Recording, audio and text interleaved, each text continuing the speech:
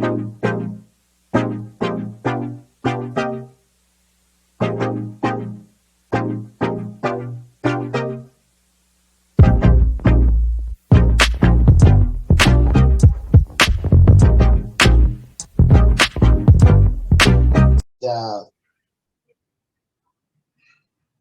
recording now. Works for me. I'm on point. What an episode. What an episode. Yeah. Learned a lot from the second episode of Dark Side of the Ring, and wow. You weren't. That's pretty much what I got from it. Was wow. Well, could you like go into like detail? Like, what were some things that stood out to you? One, I now have a different perspective for hardcore wrestling. A very different perspective. It's not just your table, ladder, chair, steel stairs, and thumbtacks. This is more of a blood and guts kind of style of match. Mm-hmm. No pun intended to AEW's blood and guts that occurred last week. And the way that they kind of go about it, it kind of reminds me of an 80s cult classic martial art film by Jean-Claude Van Damme, Bloodsport. So it's pretty much your who's your toughest, who's your baddest. Only the weak should not do this. So those were some of the things that I got on the surface of this episode. So I can say that I understand more now why Jon Moxley left WWE, and he did take a shot at Vince. And boy, oh boy, I'm sure his face is red right about now. How come?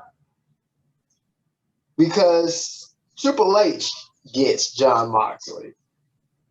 Vince didn't, in my opinion. Yeah. So for him to say that Vince, if he had somebody like that right now, product would be better. That's telling you something. Well, coming from someone who knew Nick Gage prior to the documentary, it was kind of like a rehash and review for me, but there were like certain parts of his story that I was unaware of. Like for instance, the scene where in one of his death matches, he like pretty much literally almost died, or maybe he literally did die for like a couple minutes before they like, I guess, resurrected him. But that's not the best way to say it. But anyways, that really blew me away because just about any match of his I ever watched, a lot of blood and a lot of gore. Like I love hardcore wrestling, but the matches and the styles that he did, it was a little much for me. But I think I also enjoyed like the grittiness of it. And you can tell like the fans were really into it, especially like when it's like outside, like in an environment, it's not in an arena. That's what makes it even more captivating. And I've always been familiar with like the CCW, like Tournament of Death Matches, King of the Death Match. They even had like a Queen of the Death Match at one point. You know, women were out there. That's new. Okay. Women were out there doing it too. Just kind of like a side note, there's this female wrestler. Her name was Mickey Knuckles. I think she's retired at this point. She took part in the King of the Death Match tournament, and she actually won. Oh. And then also in WWE, if you remember Sarah Logan, she was with the Riot Squad. She before she went to WWE, she was known for her crazy hardcore matches and death matches as well as Crazy Mary Dobson. So hardcore wrestling, deathmatch wrestling style. I have a clue. Yeah, deathmatch wrestling style these days is just not as prominent as it was back in the 90s when you had like ECW, and then I'm pretty sure you saw in the documentary like the likes of Terry Funk and Cactus Jack. They were popular for doing that in Japan. And a lot of that hardcore stuff that you see in the United States, especially in GCW and CCW, they took it from Japan because there was a Japanese promotion called Frontier Martial Arts Wrestling. And you remember last week when we were talking about a lot of WCW stars like going to WWE and ECW and those sorts of places, there was a lot of WWF and WCW wrestlers that wrestled Frontier Martial Arts in that hardcore. And I've heard of that promotion, that school. The crowds there are very, very more attentive than American fans. They are. And what I can say is, not to kind of spoil alert the next episode, but Scott Flash Norton and a lot of others in the next episode are going to kind of give stories on working in North Korea and that whole area, being that that's a communist country. So there's some political stuff to that style of wrestling, obviously. And a lot of cultural things as well. Differences, yeah. And kind of like going into that next episode, I think it's very interesting how even today, that pay-per-view is still not available on Peacock. Still not available on the network. They won't do it. And I was just like, if they're just not going to do it, I mean, and for me, for someone who's curious, I want to see it. But I honestly don't think that's the killer. I'm assuming that's the killer part of it, because WWE Network, before it did its hiatus on its own streaming, I'm sure if they wanted to get away from the PG era and put everything full blast, they do so.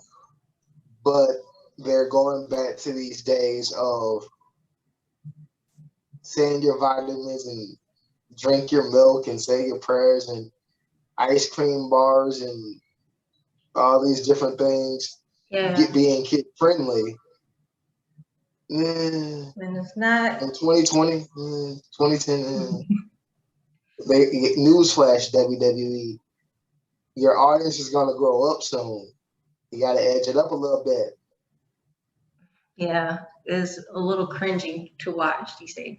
But back to the episode, that kind of goes back to that aspect where at hardcore wrestling, it was very explicit, sometimes to the point a little too explicit for TV. And I guess that's why when bigger promotions like AEW or WWE try out, those hardcore types of matches, you can tell it was a bit watered down. It wasn't like a Nick Gage kind of thing, like what Jon Moxley said. You couldn't even imagine WWE doing stuff like that.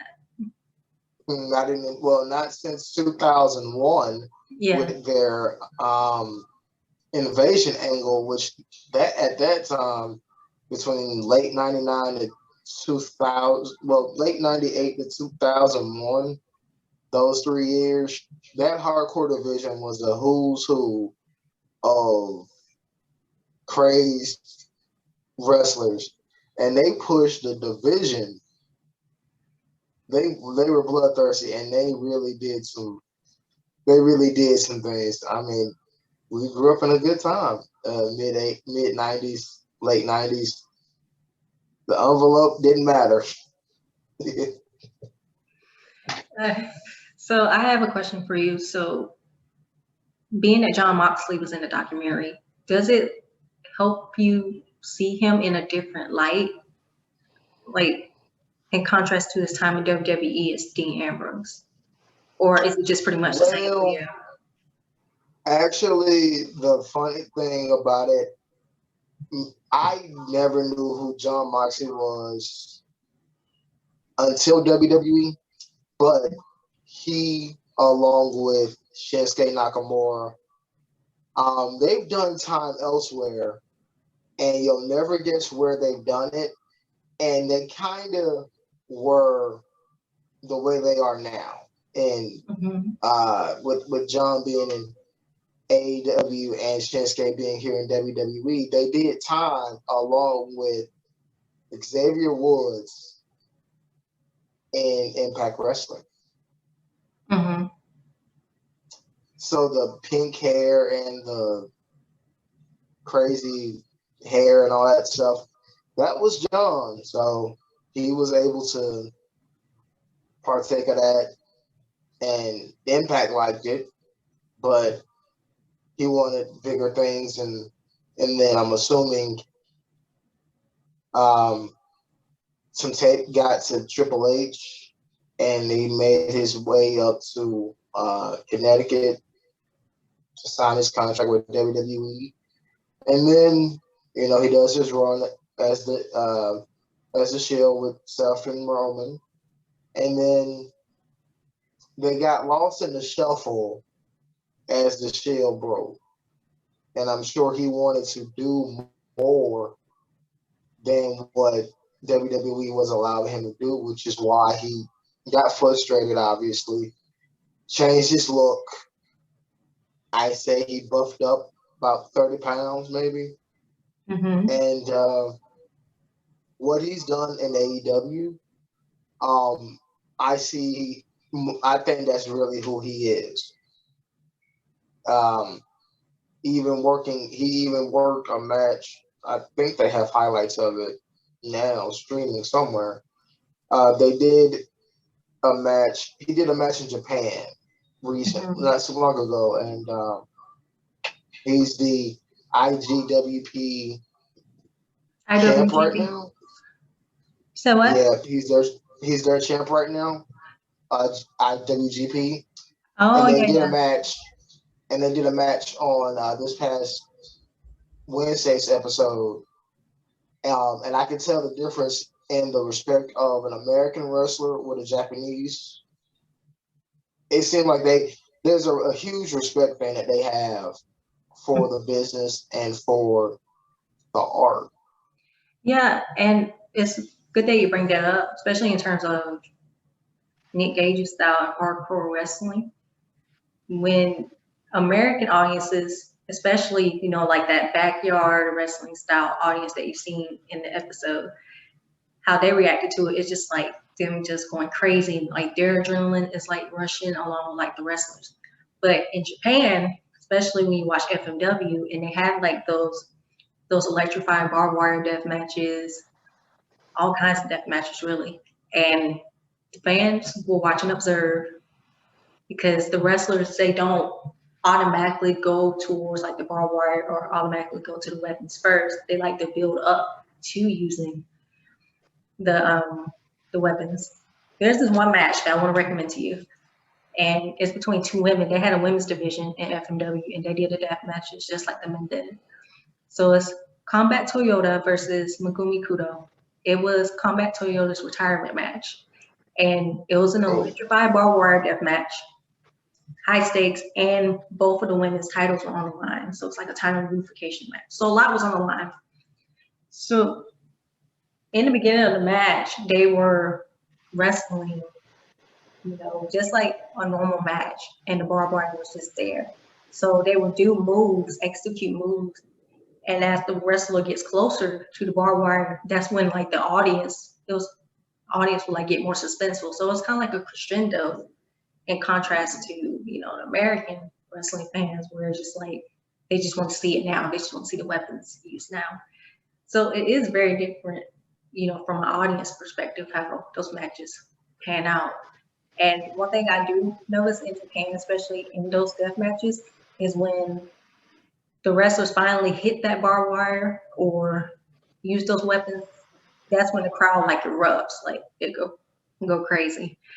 So it's a very huge difference. And I think it's more of a cultural thing as well. Like the Japanese tend to be more observative, and they like to listen in and like really watch things more closely. In contrast to like American fan base, where you're just like, okay, all right, what are you gonna do? You want to see it now.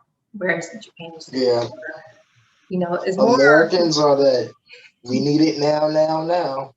Yeah, but yeah, I want to recommend that match to you just so you can like see the difference between like the hardcore wrestling between American wrestling and Japanese wrestling. But really, a lot of American hardcore wrestling took influence from Japanese wrestling.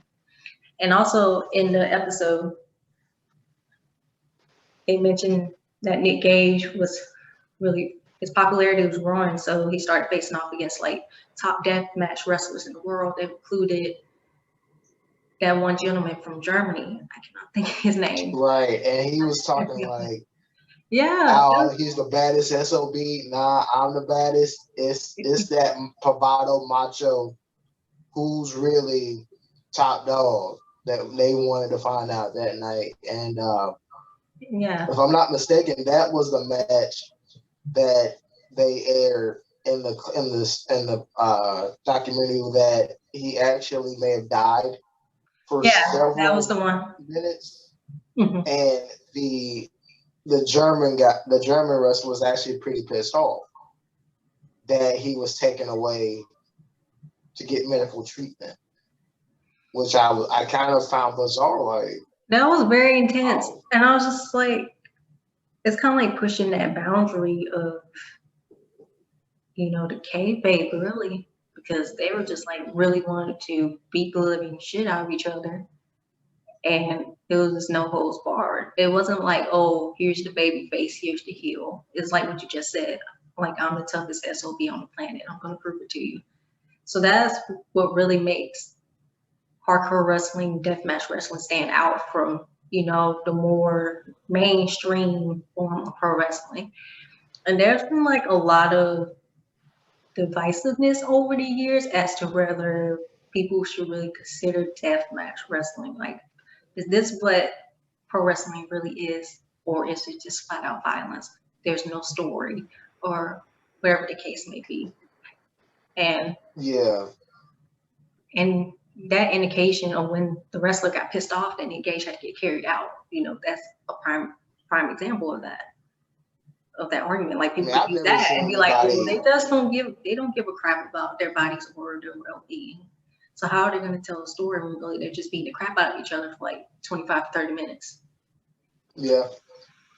And actually, I do follow Dark Side of the Ring on IG. Mm-hmm. And there were two videos that popped up. And after like a deleted scenes kind of clip where Nick talks about receiving a brand new mattress from one person in the documentary who, honestly, I don't know whether he should be revered or should be ridiculed for his stigma in pro wrestling. Are you talking about David Arquette? Yes, I am. He said, I'm not getting any money for this. So in order for me to do something, I need something that, and so David sends him a brand new mattress. And I'm like, okay, David Arquette, who has the second best wrestling movie in the last 20 years, Ready to Rumble. I watched that so many times. For those who don't remember that, there was a shoe during his time where he worked with Jeff Jarrett, DDP, Macho Man Savage. And if you haven't seen it, it is around late 1999, 2000 on the WCW Thunder Video Library. DDP literally helped this man in some form or fashion win the championship. And a lot of guys in the back were very disappointed in that outcome. Why? maybe because he was an outsider.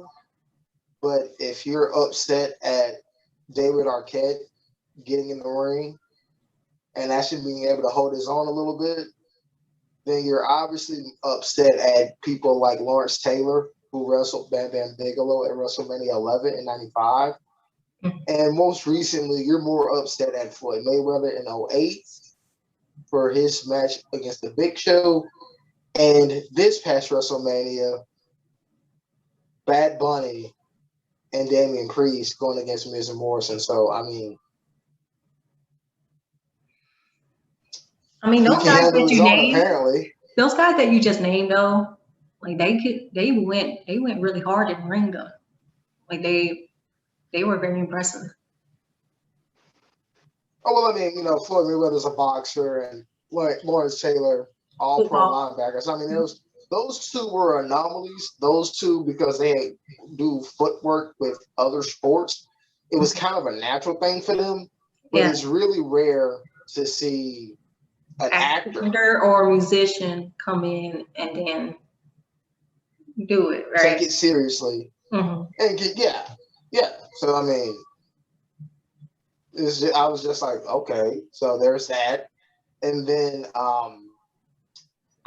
he's 40 years of age, so I don't know how much longer he has to go. Mm-hmm. But for having a 22-year career and a high pain tolerance, I don't know how he doesn't do surgeries. I was wondering the same thing.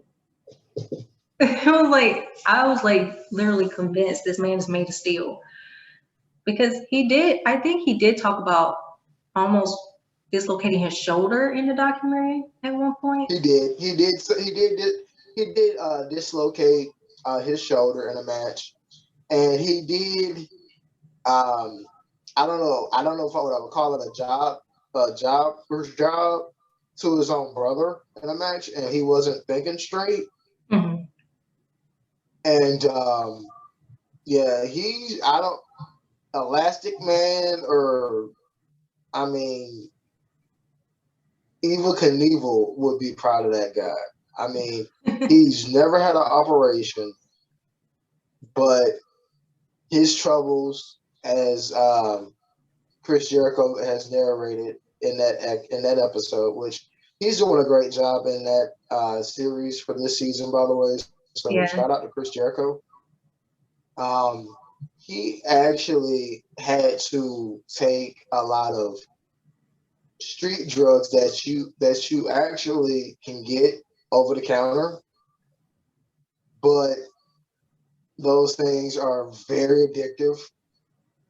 He took some Percocets and some Oxys and heroin, and I'm like, okay. Not only are you doing those, right there. Yeah, not only are you doing those, but you even spend 5 years in prison for a bank robbery. And John said it best when he said it best in a documentary where when he comes out, he's always wearing a mask. He's always COVID protocol safety with wearing a mask or whatever. And then the one time he decides not to do it, he decides to rob a bank. I mean, come on. Take an L for that one, buddy. Like, come on. You can't even make that one up. I'm gonna wear a mask as my my come on. I mean, and he actually had his promoter talk him into turning himself in. I mean, that says a lot. I mean, he needed money. He robbed a bank. He crashed at his promoter's house for a minute. I'm like, oh, okay. I mean, you really hard up. I mean,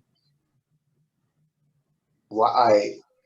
You have some brains, obviously, because you come from a good family, like you said. Your mom took care of you and your brother, and y'all was able to stay afloat in a rough neighborhood. You know, what happened is what I'm trying to figure out. Yeah. unless there's some demons or something that haven't been hashed out yet, and then to find out his residence, there's a bridge where his brother took his life, and yet didn't say anything. So for that, I say this episode coincides with Mental Health Awareness Month. Definitely, suicide's not the way to go about it. I don't care how you formulate it. Suicide's not the way to do it. Seek help if you can. Mm-hmm. And if you can, how susceptible, how are you able to respond to it is totally up to you. Nobody can twist your arm and make you do it. But I'm sure he has his days where thinking of his brother, he's very emotional, and thinking of his mom is very emotional for him. Probably Mother's Day, holidays, and Breast Cancer Awareness Month in October. So, if you suffer from breast cancer, definitely get checked. It doesn't just affect women; it can affect men too. So, yes, it does. Cancer sucks. Sucks major balls. So, yeah, that's that. So, moving forward on that note, how has watching this episode of Dark Side of the Ring sort of changed your perspective on like deathmatch wrestling, hardcore wrestling? I know you touched on it a little bit in the beginning, but could you like go into more detail? Being that I never grew up with ECW, I'm still learning about it. Mm-hmm. But with this episode of Dark Side of the Ring death matches, my eyes are more wide open. Like, ooh, I didn't know wrestling could go this far. Mm-hmm. I mean, it's like I said, it is real life. It's real life blood sport. UFC before the glove regulations. So, I mean, that's an interesting comparison. Yeah, before the gloves came on, it was pretty much any different style. You do what you do, and whatever happens, happens. Mm-hmm. There was no timeouts. Only a ref to call it quits, and even that don't even happen in these kind of matches now. So I mean, it's kind of like how, as you said, how far is too far? So, would you consider looking into like that hardcore style of wrestling, like ECW or CCW, GCW, all those sorts of promotions? Well, I would definitely do ECW, and that's only because of who actually ran the promotion. And I always loved that he pushed the envelope, but he made sure everybody was in the right frame of mind to not do self-harm to themselves. There's a Netflix special that documents Terry Funk, that documents with The Rock, and that documents with Mick Foley and Paul Heyman that I recommend. Could you say the name of that for folks that don't know? What is it? Beyond the Ring is what it's called. Beyond the Ring, okay. And he says on Netflix? It's on Netflix. It should be still on there. I don't think they have deleted it from its library archives. But that particular documentary, it opened my eyes a little bit, just like this series does, Dark Side of the Ring, because it does show you what the business can do to you if you get consumed in it. Mm. It can destroy families.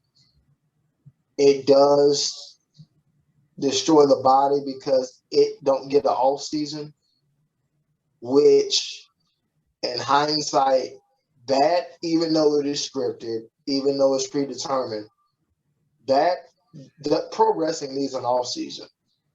It really, really does. It needs an off season. Absolutely. And I think like with the pandemic, it kind of shows that pro wrestling needs an off season, especially when the wrestlers who've been with, I'm going to say WWE. I know I always say WWE, but it's kind of like the best example I can think of right now.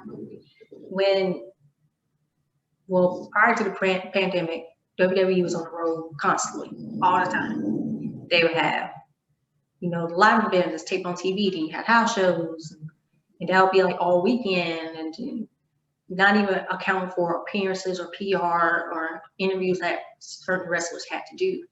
There was no room for off season, and it really did show in the performances of the wrestlers. And one thing I noticed during the pandemic, it's kind of like a little theory of mine, but don't hold me to it. It's just that you can tell like the wrestlers were a little burned out, and it was kind of like they were trying to find a way to like readjust to the schedule where, all right, we're not doing live events, not doing house shows, we're just going to be on TV and do the pay-per-view. That's pretty much it. After being so used to being in that get up and go mode and like constantly on the go, like you can tell like that change was really being made.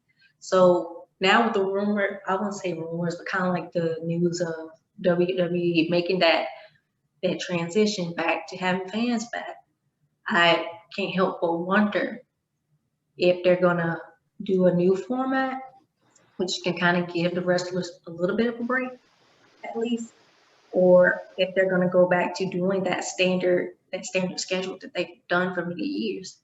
Personally, I think they should do the former because, like you said, it's time to ease up a little bit.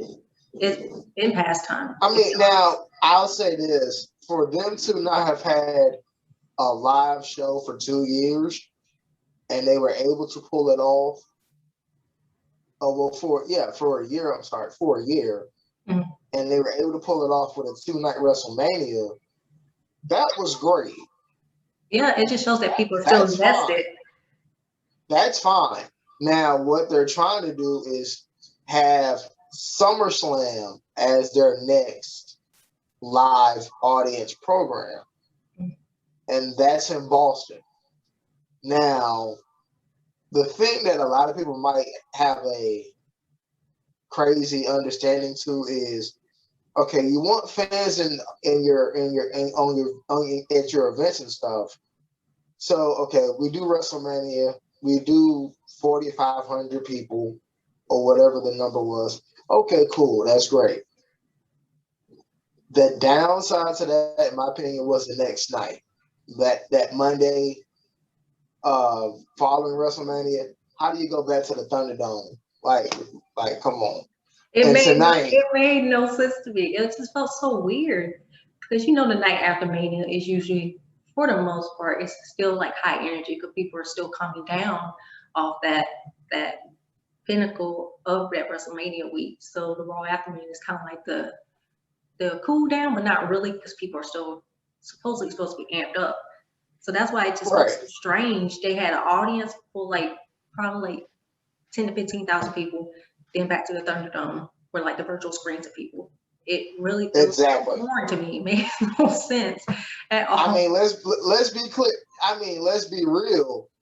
I mean, I love the Thunderdome, but there are some guidelines that you gotta follow that I'm kind of like, oh, I gotta sit here for 3 hours. I don't get a break. Yeah, I can't get with it. That's why I'm. Even though it's cool to see me on TV, I don't see myself on TV. I have my eyes on what's gonna happen this summer. I'm still have my eyes on what's gonna happen this summer. And with everybody going on with the pandemic being 100% now, I'm assuming AEW and WWE want to do full audiences, but they have to be careful because once something goes wrong, because this pandemic is not going anywhere. It just has it's never going anywhere. It has a fancy name, and it's made everybody It's gonna be scared here to live life. Wow. And I keep telling people this. I'm like, y'all still have to be careful. Be careful. Just be on your P's, Q's. Just watch out for yourself, especially when they try to open these events back up. You just don't know. You gotta be careful. I tell people that. Now I admit, you can't tell who has it and who doesn't. Yeah. You can't tell who's vaccinated and who's not. But if you're going to mandate it, then obviously you're not allowing America to have the voice of their own opinion. You're making people scared of something that's been around for umpteen years. It's just another name. Yeah. But on that note, that's like a whole nother vlog. I would like to dedicate this vlog to the late great wrestler, ECW original. It's kind of fitting that we're talking about hardcore wrestling, doing a review of Dark Side of the Ring. So yes, wasn't he on season 1 or season 2 of this? He was on I think he was on season 2, if I'm not mistaken. Don't quote me on that. But we recently lost the legend known as New Jack. He was ECW original. He was known to be a very controversial figure in the pro wrestling industry, but he was one of the most hardcore wrestlers to ever be in wrestling, period. And he was also known for his promos. My personal opinion, he was one of the top promo guys ever. And his charisma just shone through his promos. What he kind of lacked in terms of like in-ring ability, he wasn't the best wrestler in the world. He was strictly hardcore. He had a very brawler-like style.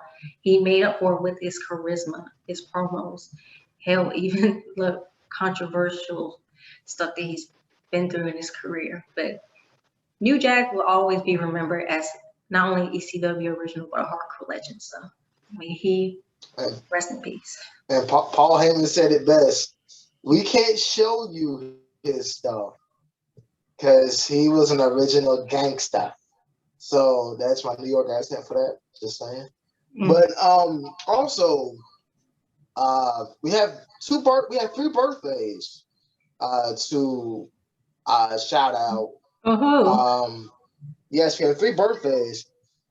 Happy birthday to one half of the Raw Tag Team Champions. Almas, it's your birthday, brother. Live it up. Just don't crush any tomatoes, man, because you killed a tomato. Shame on you. Yesterday, we also celebrated in the wrestling world. There is a birthday for those who do not know. Warner Robins, Georgia native, Ron Simmons. Happy late birthday to you. Damn. Yeah. And today, and I found this out through JBL's Instagram account. It is also the Godfather's birthday today. He doesn't have his whole train. It's a lot of May birthdays in wrestling. But he's got the holy grass for sale. So he's popping up a good one right about now. Happy birthday to him. So I think we can cap it off on that note. Stay tuned. We have a lot of wrestling related content coming your way. That includes episode 4 of Dark Side of the Ring, which we kind of mentioned earlier, which is going to be focusing on the collision of Korea. I think that's the name of it, in which WCW and New Japan Pro Wrestling hosted co-hosted an event in North Korea, and it holds the record for the first and second largest audiences, live audiences in pro wrestling history. So they're going to cover the background story of that and kind of the experiences that some of the wrestlers went through. So be on the lookout for that. And then also tonight, WWE WrestleMania Backlash is on deck, and we're gonna look to have a review for you all sometime this week. So stay tuned for that. A lot of cool stuff coming your way. I'm excited. Speaking of, it's about 3.5 hours away. Mm-hmm. Yeah, so I'll be on deck. Kind of interested to see what's gonna happen at the pay-per-view. Hopefully some cool things will happen. We'll see. And hopefully some cool things. Some we hope don't happen. And you know, hey, if those things do happen, then well, yeah. I'll save a meme for that if that happens on that vlog. So till then, in the meantime, in between time, we'll see y'all next time. And hopefully Dexter will be able to join us for the WrestleMania Backlash review. So stay tuned. Okay. Peace.